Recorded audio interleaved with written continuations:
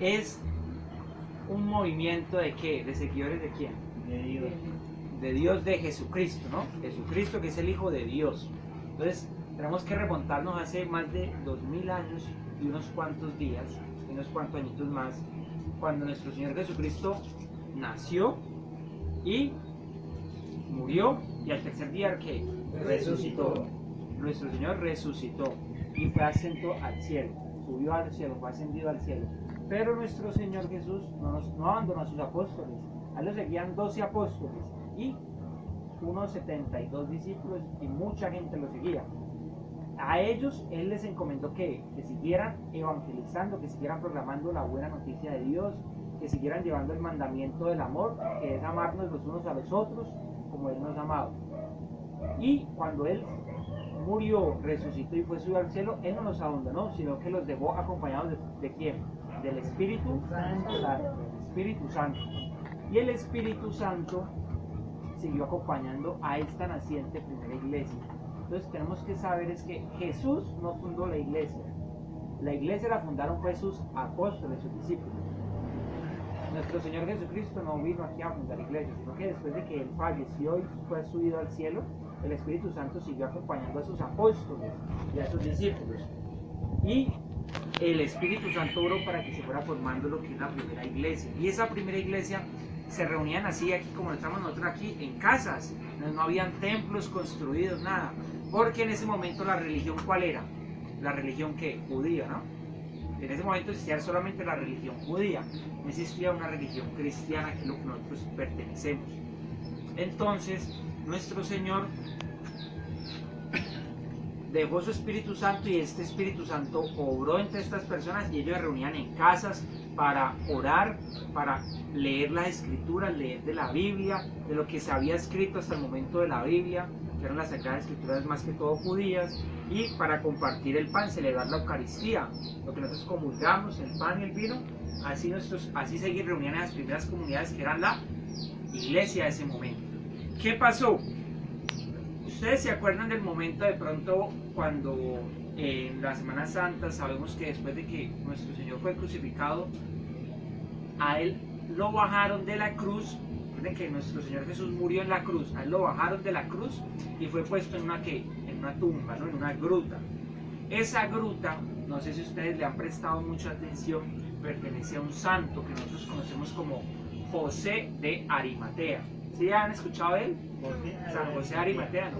Bueno, este santo era un hombre que tenía seguramente dinero, que era comerciante, y él, al ver que nuestro Señor Jesús había muerto, lo habían crucificado de esta forma, ¿qué hizo él? Él dijo, fue y reclamó su cuerpo, lo bajó de la cruz, lo envolvió en un manto que él tenía y lo enterró en una gruta que él tenía. En la tumba, pues, en esa época las tumbas eran eran como una gruta donde la tapaban era con una piedra, y allí enterraron a nuestro Señor. Que a los 3 días después fue donde resucitó por María Magdalena y María, las mujeres que vieron que ya la tumba estaba abierta y nuestro Señor Jesús se les apareció. Pero esta tumba era de San José de Arimatea. Después de haber muerto nuestro Señor, a esos discípulos y apóstoles los empezaron a perseguir. Recuerden que Jesús los mataron, ¿por qué? Por cuestiones políticas. A Jesucristo, nuestro Señor, lo mataron por cuestiones políticas. Los políticos de su momento, los emperadores y el consejo de Sanedrín de los judíos, ¿qué hicieron? Al ver que Jesús movía tanta gente y que él hablaba con tanta propiedad y que hacía milagros, y que ellos no consideraban al Salvador como él lo era, sino que ellos esperaban un rey rico, poderoso, ellos, ¿qué decidieron hacer? Decidieron matarlo, hacerlo crucificar, y eso fue lo que pasó por lo que murió nuestro Señor Jesús. Murió y no que resucitó. Murió, y al 3 días ¿qué? Resucitó. Exactamente. Entonces, ¿qué pasó?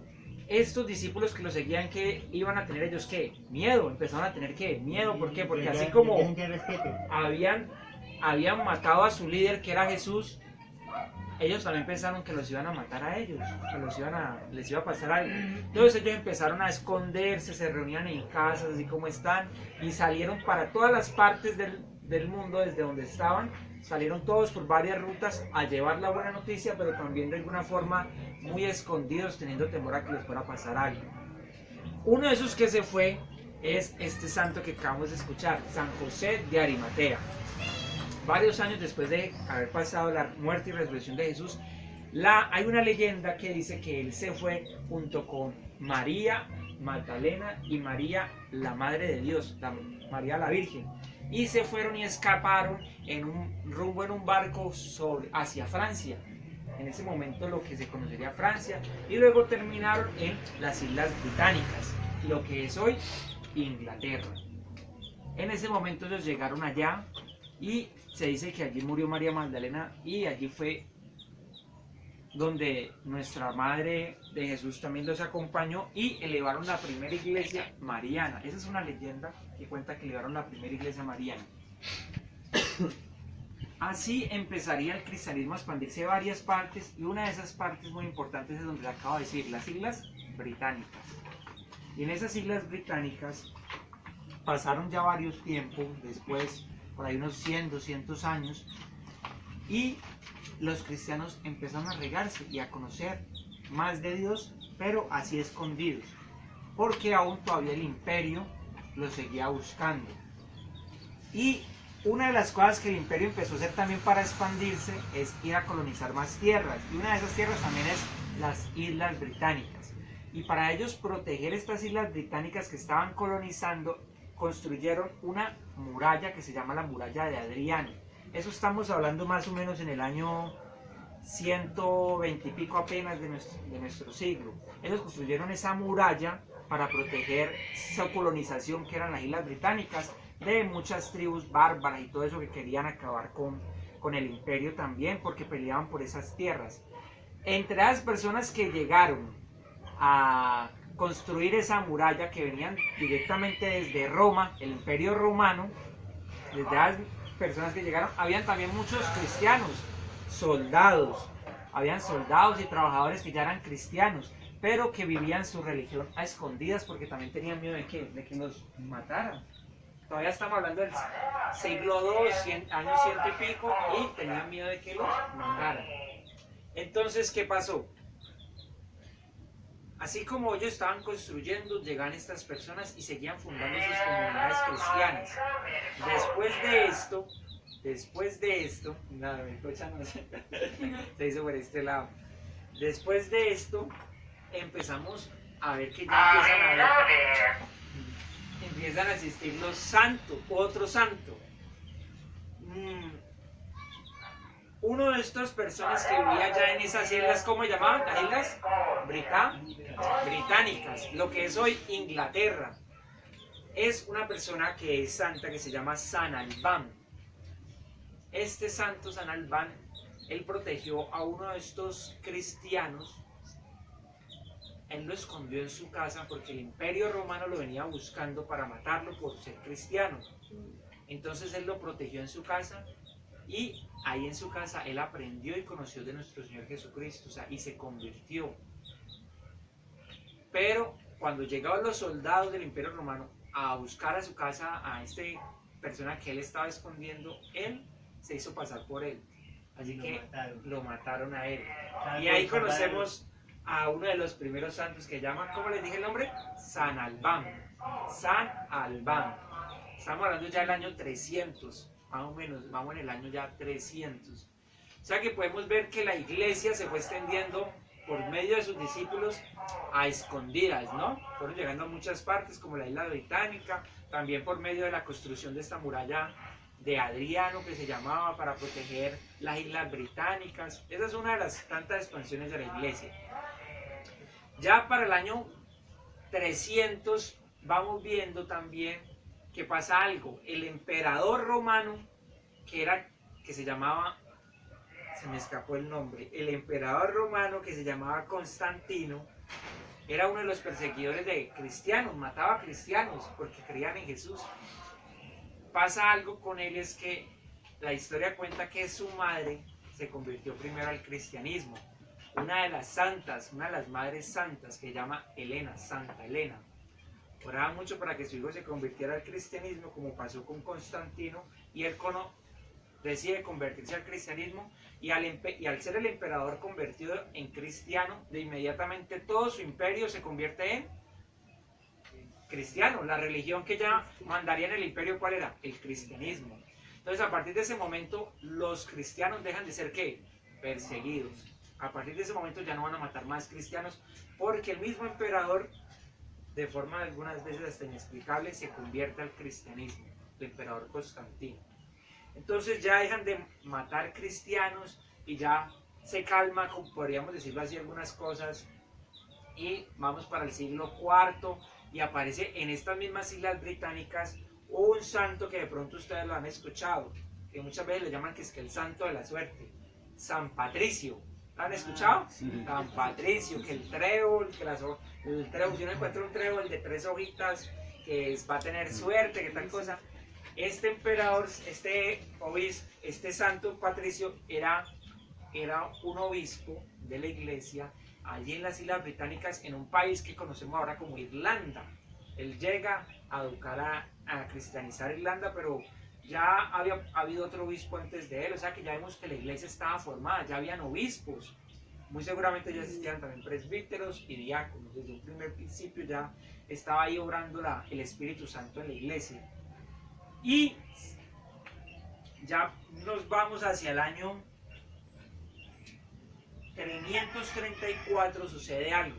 Y es que en estos años, pues la iglesia estaba formando, pero como en esas disputas de esas tribus bárbaras que existían allí, el imperio romano dejó de ir a esas islas británicas, entonces de alguna forma lo dejó abandonado.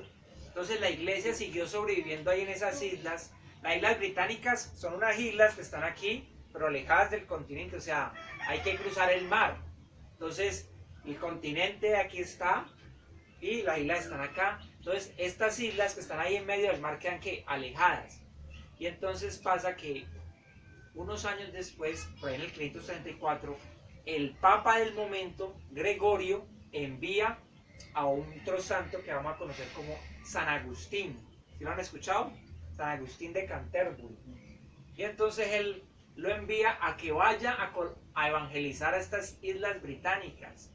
Porque decía, no, allá hace mucho tiempo el imperio no va, allá hace mucho tiempo la civilización no va, y eso allá como que comen gente. Pensaban que era extraño, pero allá seguía existiendo gente. Y cuando llega este santo, San Agustín de Canterbury, este obispo supuestamente evangelizar las islas británicas, se encuentra que allí ya existían, ¿qué?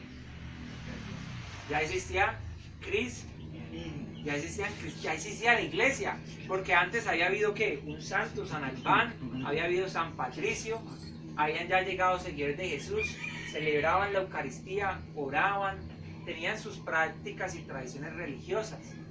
Entonces San Agustín de Canterbury se la sorprende y le escribe al Papa Gregorio y le dice: Señor Papa, usted me envía aquí a evangelizar a Inglaterra, pero aquí ya existe el cristianismo. Es un poco diferente de la forma como somos nosotros, pero creen en Jesús. Y entonces el Papa le dice: no pelee con eso y empiece a acompañarlos y esas tradiciones, y ya más adelante vamos inculcando la tradición romana de la iglesia.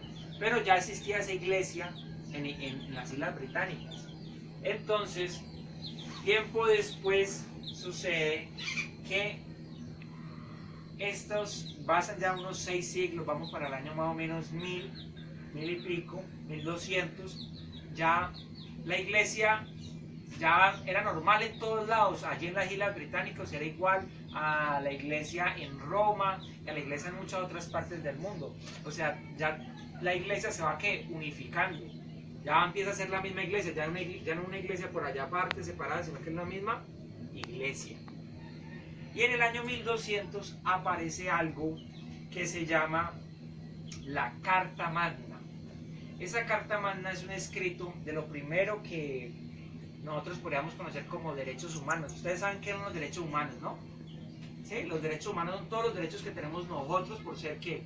Personas. Primero que somos ¿qué? Seres libres, que no podemos ser esclavos de nadie, ni maltratados por nadie. Si nos sentimos maltratados, de una nos vamos a recursos humanos para que nos defiendan. Eso, más o menos, exactamente. Los derechos humanos ahí empiezan a hablarse más o menos en el año 1200 de derechos humanos, y allí en estas islas británicas, específicamente en Inglaterra, sale una carta que se llama la Carta Magna, que la hace un rey, el rey del momento, que se llamaba Juan Sin Tierra. Y él hace esta carta porque el reino se estaba quedando pobre. Entonces él, para que no fueran a embargar de alguna forma el reino, él dice: el país de Inglaterra es un país libre. Las personas que viven en Inglaterra son personas libres. Nadie fuera de Inglaterra puede venir aquí a cobrar impuestos o a venir a quedarse con cosas que pertenecen a Inglaterra.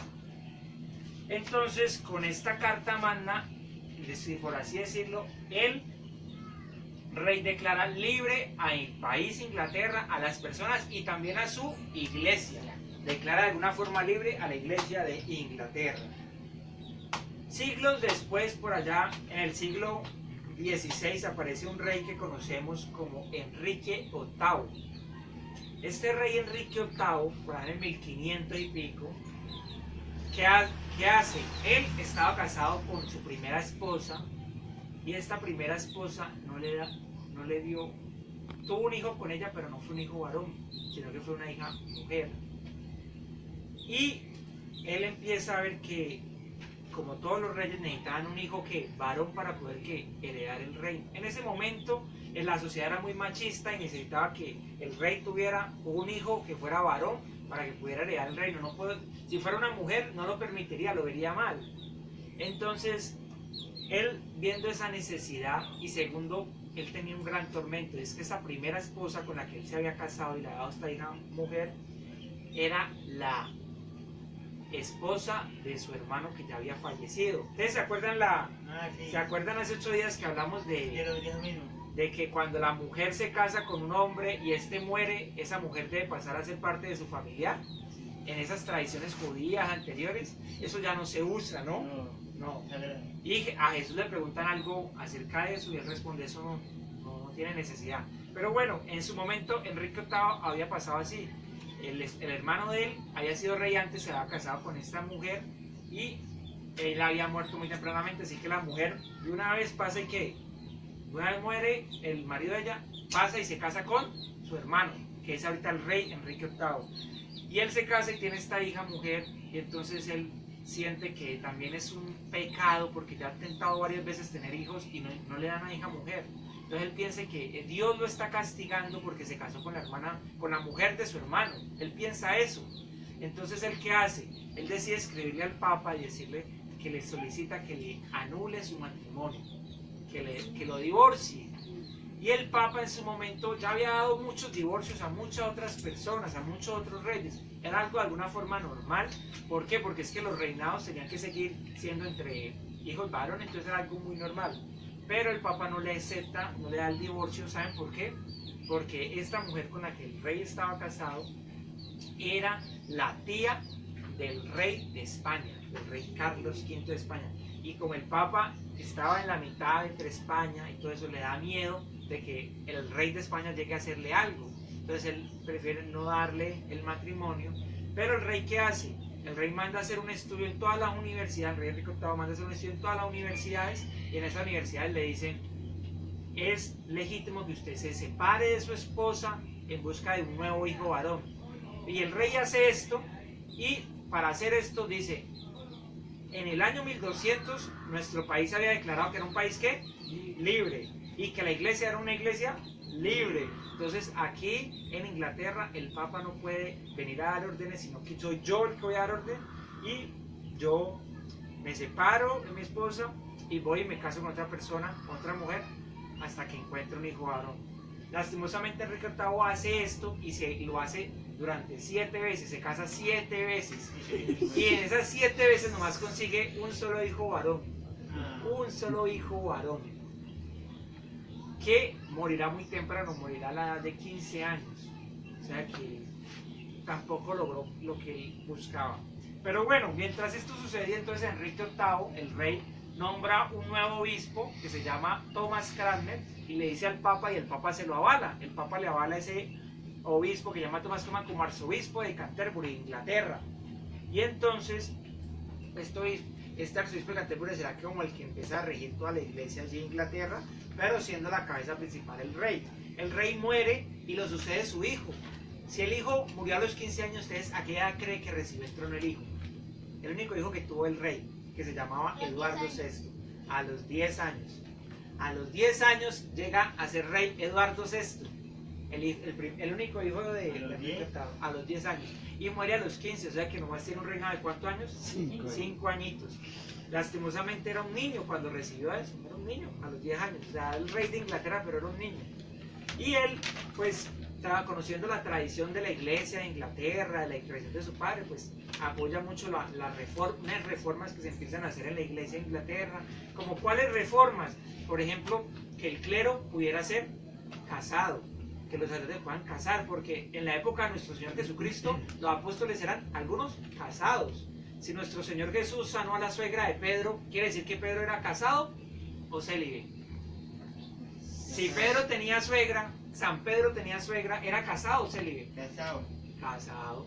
Célibe no puede ser. Así muchos otros apóstoles y seguidores de Jesús eran casados. Entonces la iglesia empieza a decir, no, los sacerdotes pueden ser casados. Otra de las cosas es que en esa época se hablaba solo en latín y las Biblias eran todas en latín.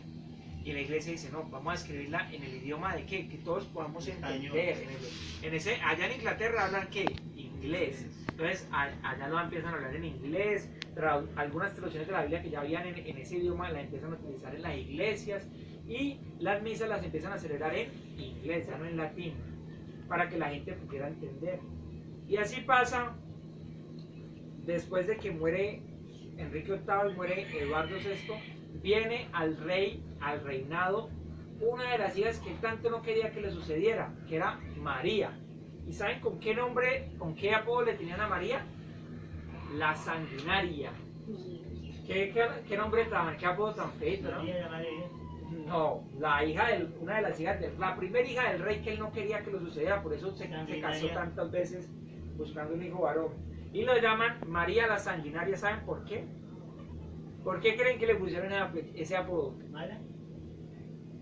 Ella empieza a matar a muchas personas que estaban haciendo todas estas cambios y reformas en la iglesia, porque ella sí era muy romana y vuelve el reinado al obispo de Roma, o sea, al papa. Entonces, buscando que toda la gente vuelva al papa, ella empieza a matar a todo el mundo, que no pensara como ella.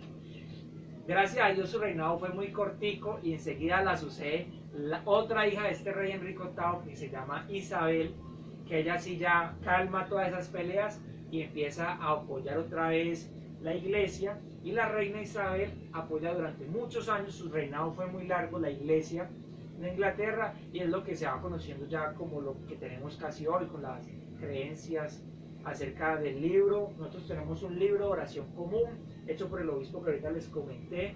En este libro es con el que siempre oramos acá, es donde está todo lo que podríamos necesitar para celebrar la misa, para orar, están los salmos. Entonces ella apoya todas estas reformas y la iglesia empieza a consolidarse mejor y a estar mejor. Eso ya vamos en el año 1700, ya estamos cerquita de este año, del 2020, ya estamos cerquita. Por allá en el año 1700 estos mismos ingleses deciden ir a colonizar ¿qué país? Un país que nosotros conocemos mucho, que se llama Estados Unidos. En el año 1700 algo, ellos van y colonizan Estados Unidos. Y allí en Estados Unidos, pues al llegar estos ingleses también llega ¿qué? La iglesia, porque ellos llevaban sus sacerdotes, llevaban sus obispos para que les celebrara, para que siguieran evangelizando, y las escuelas. Entonces ellos colonizan Estados Unidos, pero más o menos unos años después, en 1800, Estados Unidos decide, en el 1736, Estados Unidos decide separarse de Inglaterra y ahí lo que conocemos que celebramos el 4 de julio, la independencia de los Estados Unidos. Entonces ellos se separan y ya Estados Unidos es un país libre que no tiene nada que ver con Inglaterra. Así mismo, entonces la gente que tenía que estar allí no podía tener nada que ver con Inglaterra ni con sus reyes. Entonces la iglesia que existía en este momento en Estados Unidos, con temor a que se perdiera, porque los obispos no podían estar ahí porque tenían que jurar fidelidad al rey, eligen a uno de sus sacerdotes para que sea consagrado obispo, y van y lo llevan a Inglaterra para que lo ordenen obispo. Pero como el obispo tenía que jurar fidelidad al rey y no podía porque Estados Unidos ya era un país libre, ¿qué pasa? Él va y busca en otro país donde lo puedan ordenar obispo, y se va a un país que conocemos como Escocia. Y allí en Escocia ordenan a este obispo que se llama Samuel Silbury, y es el primer obispo de una iglesia, de la iglesia que conocemos nosotros como episcopal. ¿Por qué episcopal? Porque significa, viene la palabra episcopos, que significa obispos. Todas nuestras iglesias tienen ¿qué? Obispos. La iglesia la rige ¿quién? El obispo. El obispo con sus sacerdotes, con sus diáconos y la comunidad. Y ya pasan varios años y Estados Unidos, algunas personas de Estados Unidos vienen acá a Colombia. Más o menos en el 1940 y pico empiezan a venir estadounidenses a Colombia a construir lo del ferrocarril y otras cosas más aquí en Colombia. Y ahí empiezan a llegar ellos, estos ingleses, y traen sus propios sacerdotes y obispos, y empiezan a conocerse la iglesia ahorita de nosotros, a la que estamos nosotros, que es la iglesia episcopal, porque somos de obispos, Y este era un recuento muy cortico de lo que es la iglesia, para que ustedes sepan que nuestra iglesia viene desde nuestro Señor Jesucristo, con sus apóstoles. Jesús no fundó la iglesia, sus apóstoles fueron a aquel lado, fundaron. Bueno, entonces para que la aprendan, más adelante vamos a seguir aprendiendo más cosas de la iglesia. ¿Listo? Muy larga la historia. No, Te las traté de contar lo más corto posible para que la